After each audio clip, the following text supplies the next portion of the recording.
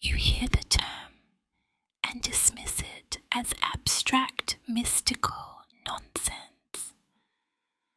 But what if I told you that everything you think you know, everything you cling to, everything you identify with, is the very thing that keeps you trapped?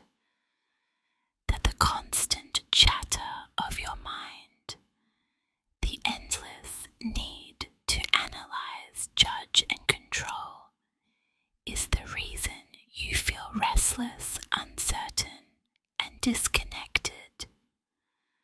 No mind is not an idea to grasp.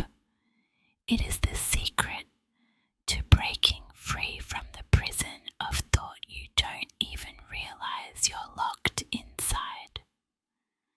Take a moment to observe your mind, not the surface level thoughts, but the deeper mechanism beneath them. The way it labels everything, categorizes each experience, and draws conclusions about who you are, what you should be, and how life ought to unfold. Do you see how relentless it is? How it never stops, never allows you even a moment of stillness. You think this is normal. You think this is you. But it's not. It's the machinery of a conditioned mind, endlessly running, endlessly consuming your life. The truth no one tells you is that the mind cannot tolerate stillness.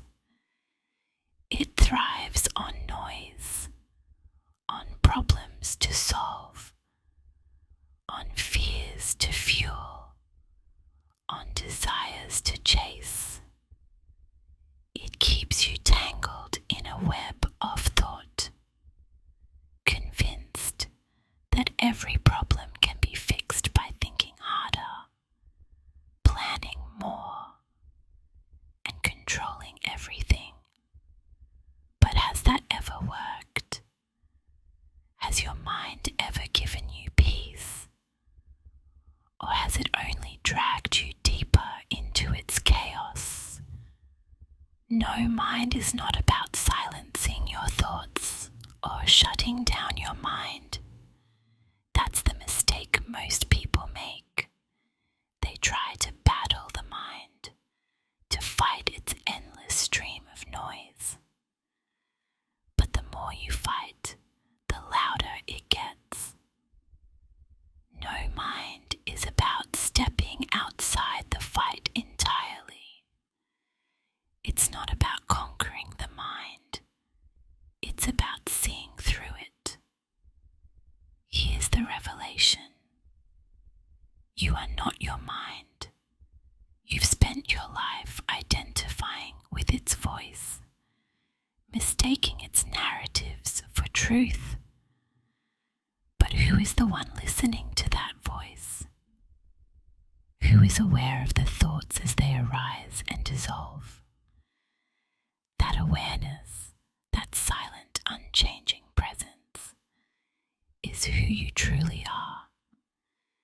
And no mind is the state in which you reside as that awareness, untouched by the mind's incessant noise.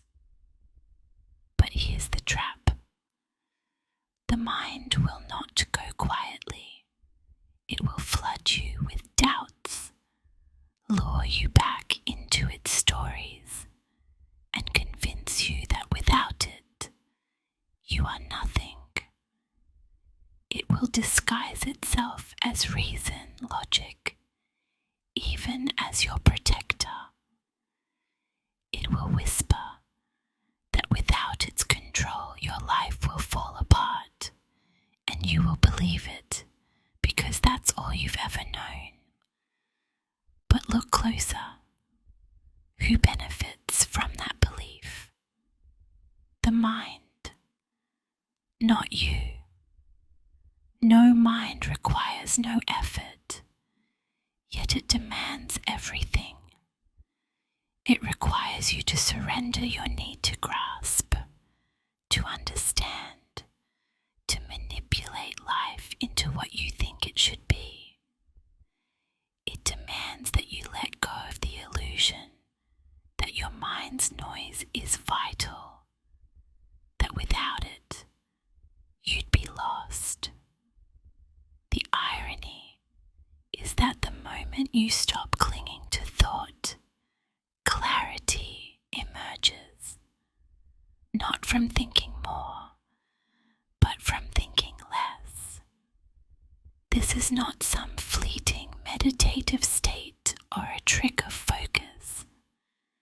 No mind is not a moment of peace that comes and goes. It is a radical shift in how you relate to your own existence. It is the recognition that the mind, with all its complexity and chaos, is nothing more than a tool, useful, yes, but not essential to your being. When you live from no mind, you see thoughts arise and dissolve without attaching to them, without being pulled into their stories. And here is where the mind's greatest trick is exposed. It convinces you that life is complicated, full of problems to solve and fears to conquer. But in the state of no mind, you see that life is profoundly simple. Not simplistic, but simple. The struggle vanishes, not because life becomes easy, but because you are no longer at war with it. You move, act, and live from a place of effortless clarity, unburdened by the mind's endless commentary. The secret of no mind is not found in more effort or deeper understanding. It is found in the radical act of stepping back, of seeing that the mind's noise is just that, noise. And when the noise no longer controls you, what remains is a quiet, steady presence. A presence that doesn't need to think its way through life, but flows with life itself. That is the